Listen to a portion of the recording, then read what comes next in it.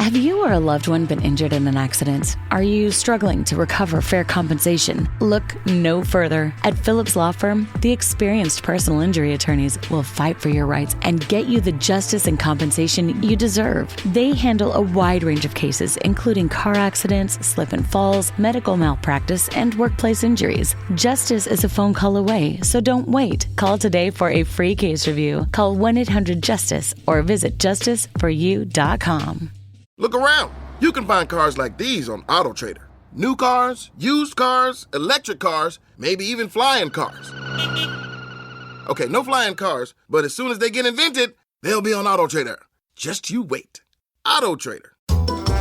Now, the greatest story never told with Miles and Thrill. Well, there we go. Welcome to episode number 62 of the Greatest Story Never Told podcast.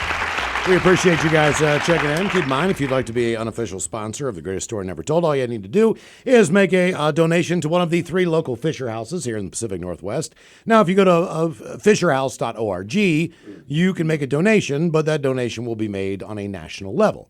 We would prefer that you make that donation to the 3 local Fisher houses in the area. By the way, Men's Room Original Red, anytime you pick that up, portion of the proceeds go to our friends at the Fisher House, Uli sausage, all these things. And I guess, as the radio station has made it 50 years in Seattle, which is, to be honest with you, a testament to any radio station. There are not, across the country, there are not a lot of radio stations that 50 years later are the same format or even the same call letters when they launch. Matter of fact, that's half the reason we'll get fired or move someplace else. You get on a radio station for a while and they decide, you know what, the format's just not viable anymore. It's not making any money. How'd you lose your last gig?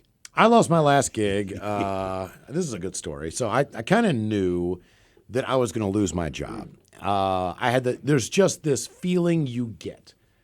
You know what I mean? When you ever walk into a room and a group of people have been talking about you, and even though you did not hear anything they said, nor were you aware they were talking about you, when you walk in, there's just this weird sixth sense that I have very recently been an uneasy topic for everyone. Right. It's kind of that's the way management kind of gets if you know like your number's coming up. Sure. So the guy that I was working with at the time, his goal was to have his own morning show with nobody else. He didn't want any sidekicks. He didn't want anything. I knew this about this guy anyway, so I was kind of looking. And he sucked. Yeah, he was terrible. He was horrible. In fact, when they said I was going to work with, so when they put Miles and I together, the guy I was picturing, I had Miles mixed up with this other guy, whose name I will not mention. But they kept saying, you're really going to like this guy. And I'm like, man, I've never met him, but I know I'm not going to like. I was so glad when you walked into the bar because I totally thought it was that bald, pasty son of a bitch you were working with. Yeah. So when I saw Miles, I'm like, oh, thank God. It's not that. It's not that jackass who I was thinking. I'd kind of been looking for a gig in the meantime, and I'd made some connections, but nothing in concrete like everything else. So I asked the boss like a month out. I'm like, and the boss is a buddy of mine. It's like, hey man, what? Just give me the straight up. Like I've got 2 kids. They're young kids. One's got some medical challenges. I've got some stuff I need to work on. This time I'm going through a divorce. Right. You know, like let me know what's going on because my job is very vital. He's like, no problem. So one day it's like a Monday or whatever. I go into work. We do our regular show. At the end of the show, the boss says he needs to talk to us. Now, the way that the office worked at this particular facility was the studios and programming departments, where you make your commercials and everything else, that was on the bottom floor. The sales office was on the top floor. So if you were to go and have an appointment with somebody at the radio station, you probably would never see the bottom floor unless you took a tour. Right. And a lot of people wanted to do that, but not the biggest deal. The top floor had the lobby. That's where you go and pick up your tickets and your prizes and all that crap and, whatever. Well, you didn't go up there in the morning. You didn't go upstairs. You know what I mean? You just went right downstairs because that was the first stop in the elevator, and you went in and you do your thing. So at the end of the show, we go in, and they fire us one at a time. Oh. Okay, so then they tell us that we need to get our belongings and get out of the building in a half an hour or so. It's one thing about radio. Like, if it flips formats, so if we went from rock to country, it's not like this gradual thing. Like, anything you do in life that's a major thing, typically it's more of a gradual approach. Like, if you said, hey, we're going to move. Like, Mike, you moved recently. Mm-hmm. We knew you were looking 6 months out. We knew you got the place maybe 6 weeks out. And then you gave us a target date, and then you moved. In radio, it's like, we're moving at 8 o'clock tonight. So and that's it. That's it. And not only that, but the person who's supposed to be on after us is not there. And that's very unusual because that person normally would come in at, say, 8:30, 9 o'clock to do their midday show, typically prepare their music and get everything ready to go. They're not there. And then you look at 10 o'clock and you realize that the computer that you are running is basically logging off at 10 o'clock. And that doesn't happen. You have more music you're going to play. Where's my Steve Miller, Jet Airliner, Criminy? If I don't hear Black Water from the Doobies one more time, I might die. Oh, Black Water. It's not there. So we're like, oh, God, here we go. So we already know. We know this is going down. So we go in the office. They tell us exactly what we know. We walk out of the office, and who are there? But 4 of Baltimore City's finest. Oh, you got a police escort out. Oh, sure. I don't know exactly what had ever happened there. Obviously, something that dictated that this was a necessary thing to do. But it was still awfully weird, like, because I kept talking to the guy. I was like, what do they think we're going to do? He's like, I don't know, man. Right. You know, like, he's like, we're just here. You know, they told us to come, get your ass out of the building. So I pretty well get my stuff together by 15 minutes. And I said, sir, and then I asked my boss, like, is it okay if I just go upstairs and say some goodbyes? I realize it's not a personal thing, but I have friends upstairs. Sure, of course. People that I've worked with in promotions and sales and everyone from the lady at the front desk to, you know what I mean, the traffic guy. There's just a bunch of people I want to say goodbye to. Real quick, just tell them goodbye.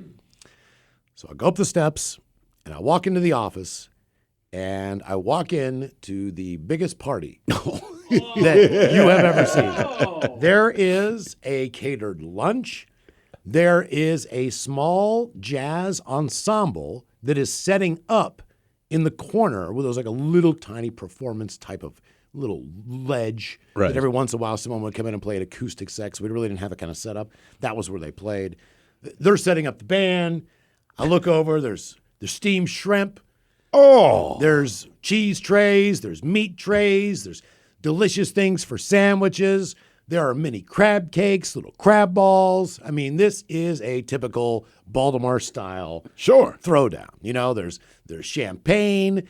I look up, and there is a new logo, a new sign that's neon with a neon blue saxophone. Did you ever have a neon sign for your station? Or did you just have like the vinyl banner? No. I mean, we did in the lobby. They had something. Okay. Probably wasn't that nice. But it said Smooth Jazz 104.3. And the wall was covered with Kenny G. All right, we all know Kenny from Mercer Island. Sure, right? sure. He was the main guy. He was the first guy up there. Like he's the face of Smooth Jazz. Him and John Tesh he's like the are Eagles, the faces. the AC/DC, the Rolling Stones. The AC/DC of Smooth Jazz. But he is. He honestly is. All right, the next was John Tesh. Good call. John Tesh is like the Bryan Adams of Smooth Jazz. And sadly, he is. He right? really honestly is. Somewhere between Journey and that. Speaking of Journey, those Jonathan Cain was up there and a couple other people did Smooth Jazz, right? Welcome to What If, the show where I, Jake from State Farm, answer your insurance what ifs. Today's caller's Gio. What's up? Hey, Jake, what if I'm shopping for a new policy, but there are so many options that I freeze up and just can't choose? It's okay. An agent can help you choose the right coverage. At State Farm, we're there for your what ifs. Oh, now what if I need help deciding on dinner? Tacos. Good idea. Like a good neighbor, State Farm is there. Call or go to statefarm.com for a quote today. So I look up and realize that I'm losing my job because Kenny G's silhouette is playing a saxophone on the wall now. Right. They are throwing a huge party. I go around and give everybody a hug because they're launching a new format. So they've got new sales brochures. Sure. Videos they're going to show their staff on. This is the new station. Get excited, which is very difficult to do when you're launching a Smooth Jazz format, by the way. The easy way to explain Smooth Jazz is if you don't know. Picture jazz musicians, all right? Picture you're like at a jazz joint. Now make everyone white. And you are done.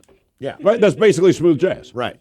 So my job's over. I'm like, I am screwed. Like, this is not a good thing. So I pack up my stuff in a box, and I think that it was just one of those things where I was just like, I needed a break.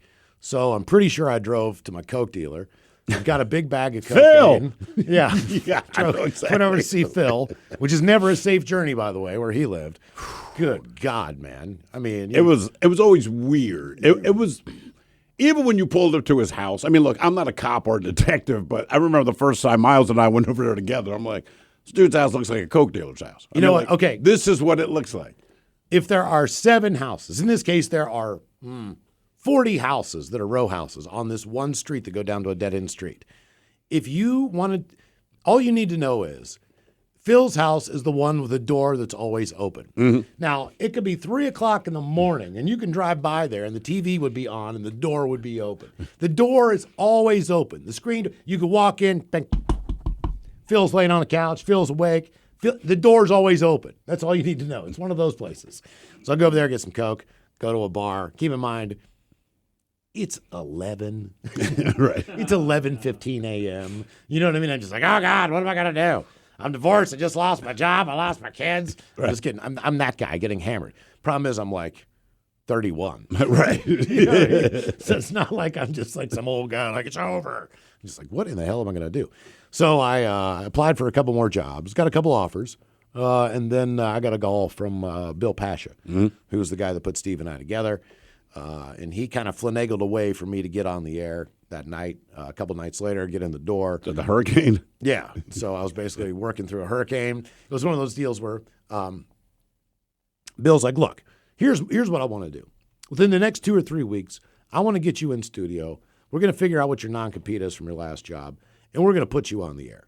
But if you know anything about CBS Baltimore at that time, and any other radio station for that matter, you could call 10 people. No one's going to come into work. There's always some BS excuse. That's how I got how I got my shot on the airs. like, and I'm not making this up. Yeah. The other people there, people on air, were so lazy and so willing to just give up a shift. Like, oh, hey, man, who's never been on the air before? Right.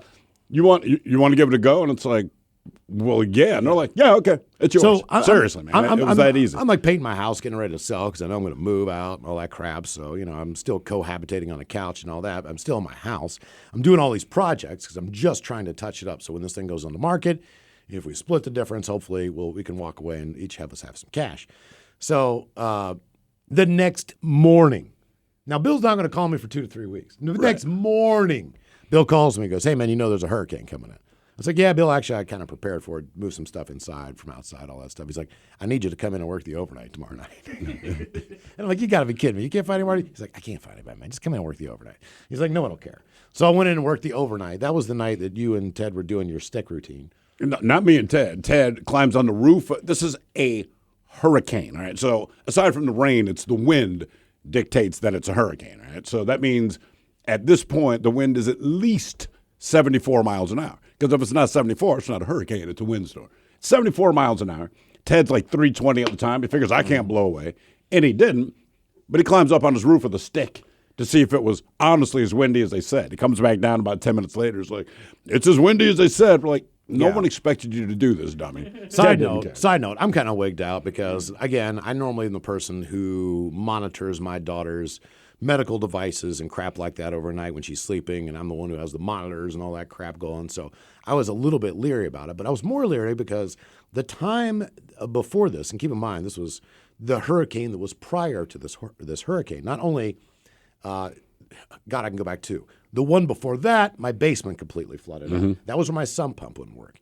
The next hurricane, so I'm getting up at 3:30 in the morning to do that morning show I got fired from, and an oak tree blows across my driveway 3 feet away from my garage door where my car is parked inside. Right. So I am out there with a chainsaw. Trust me, neighbors love me. At 3:30, and you don't know how much a tree weighs. Like I figure I could cut it in like a 4-foot section. Right. No. You can't budge that damn thing, man. So I'm out there till like 4:15 chopping down a tree the time before. So this time around, I'm wondering, okay, what's it going to be this time? You know what I mean? Fortunately, I was okay when I got home, but that night I used a different name on the air every break so that was Bill's suggestion, so that nobody would know who I was. Non-compete, you see. So I was just writing down different names every time, like Stormy Daniels. Right. All this weird crap, just to be somebody completely different. But then eventually, Bill put us together, and I didn't go to Kansas City or wherever the hell I had a dumb offer for. Yeah, he told me it was Kansas City. But it's weird out where I was getting unhappy with the show. The two guys I worked with, they worked very hard. And I learned a lot from them as far as your diligence about just do your work. As Russell Wilson would say, the separations and the preparation. These guys live that. The problem was their preparation is unlike anyone I've worked with. Their separation was non-existent. They were so dry. Right. They were so boring. They were awful, man. And Ted's on the show with me, man, and we're both just like, this sucks. And I kept going to the bosses about it. So the first bone the bosses threw me, it was a 4-hour sports show, and I pissed them off. Well, then they moved it to a 5-hour sports show. And I don't have a problem with that. My problem was the two guys I was working with, not as people, but that's a long time to talk to people that are remarkably boring. So they gave me the middle hour. Right? So we went 2 hours of sports, and then we finished with 2 hours of sports. But the hour in between, they threw me a bone and called it the 8 o'clock free-for-all or 7 o'clock free-for-all, where me and Ted and this guy named Sis, we'd just talk about whatever the hell we wanted to talk about, which is not much different than the men's room now. You know, it was a little more out of control than the show because we weren't good. But they let us talk about what we want. And that was the only time we ever got phone calls. That's the only time anyone wanted to interact. So then to move forward, and I'm like, look, you got to get me off of this show. And I remember the boss that was not Pasha said, well, what would happen to that show if you're not on it? I said, if that's the question you're asking yourself, you understand why I don't want to be on the show. This is not my problem. That's their problem. So I didn't realize this, but Miles has now lost his gig. I'm unaware of this. But Pasha's like the puppet master. But Pasha has to wait out the non-compete clause. So to make me happy for a little while, they gave me the 11 a.m. to 3 p.m. shift on the AM station, which if you did not have braces, you probably couldn't pick up the signal. But we had Jim Rome there. So the thing was, Jim Rome, I want to say his ratings came in, and I thought his ratings sucked for someone who's nationally syndicated. So I said, look, if I can't beat his ratings, then I shouldn't be in radio. Like, I will live and die by what I do. I got no problem with that. If I can't beat his ratings, kick my ass off the air. Don't ever let me go on the air again. I said, okay, you cocky mother. But dusted his ass. Thank you to this day. Jim Rome's radio show is so bad, I still have to thank him for giving me the shot. But they never mentioned, what I realized later was this. Bill Pasha put me with this other guy named Bill, and I did not realize they put this guy Bill there as a placeholder because Pasha just wanted me and Miles to work together. But he never told either of us this particular plan that he had in motion. So even though I was getting a little cranky about everything and all this, the day finally came where they cut this other guy Bill loose, and that was their whole plan. Miles' non-compete runs out. Pasha says, hey, the two of you meet. We bonded over weed. The rest is history. I'll tell you this one little side note, which is kind of ironic right now. Not that I would have left and taken a job at Kansas City, but I did contemplate the offer that they had sent me because it was more money than I was making doing that morning show, and it was afternoon drive at a classic rock station in Kansas City called The Fox. And the deal was that I would do afternoon drive, and I would also be a co-host on the Kansas City Chiefs radio network and do the sports because at that point in time, I was also working with the Ravens, right, all that other stuff. And we had just, at that point in time, got Elvis Gerback from the Kansas City Chiefs to come to the Baltimore Ravens, which I wasn't so sure about because I hated the Chiefs. I didn't like Elvis Gerback. Nobody likes Elvis Gerback. So it wasn't that I didn't want to stay in Baltimore. But one of the things that I really weighed and thought of at the time is I don't want to have to go to Kansas City and cover this ass team. Right. And now, because at the time they were garbage. And now, I don't want to just I can't. I don't want to cover them. They suck. I hate them. You know what I mean? They're the AFC and they suck. And now, you could have been the guy. 18 years later, me and Patrick Mahomes are. You know what I mean? They got a team. Back then they were terrible. They really were. So I was like, the hell with that. I'm going there. Mike, I almost took a job. It was in Massachusetts. But not Boston, because I thought I was going to lose my job at one point, and not for anything I did, just rearrangement of corporate whatever. And it was, I can't remember it was like a relay station that came out of Boston, but essentially you're living on an island of about 5,000 people with a lighthouse, to put it in perspective. And they offered me the job, and I really thought about it because I didn't think I'd ever be on the air. I didn't think anything good was ever going to happen. And I'm like, you know what? The hell with it. I'm just going to live my solitary life because me being away from people is good, mostly for people, but also me. That's what I'm going to do. And now here we are in Seattle. Go frickin' figure. Radio's a weird thing. But the point being, the station here celebrates its 50th year, and that sounds like a long time. And then Miles and I did the math, and we said, man, we've been here for 30% of that. Right. Think Which about is a little that, bit weird. It's crazy. Not only that, but we're both over 50 years old. I know. So it's like not only are we older than this damn thing, which sounds weird, like we're starting out playing the Beatles. Right. We're not that damn old. We're not that old. We were born then, but well, we're older than the station. Right, exactly. And we've been here a long time. Yeah, exactly. Yeah, we did the math, and I believe Castle has been here longer than us by like a year and a half. I think Hair Club Dave is the longest. He's the longest tenured employee maybe ever. Yeah, it's been like 20 years. Ever. Man. And I can't think of, and of course, BJ. He got here like a month after us. That's the only reason we started on KISW. Well, no, he was at the Buzz. He was at the Buzz. But as far as KISW, we started in November. He started in December. So it's like we won the race, but maybe it's a photo finish. But we still got here like 3 weeks ahead of him. Yeah. So, it's us. That's it. 50 years. Oh, we got a lot of great stuff planned. We'll do one more of these before then. But, there you go. Episode number 62.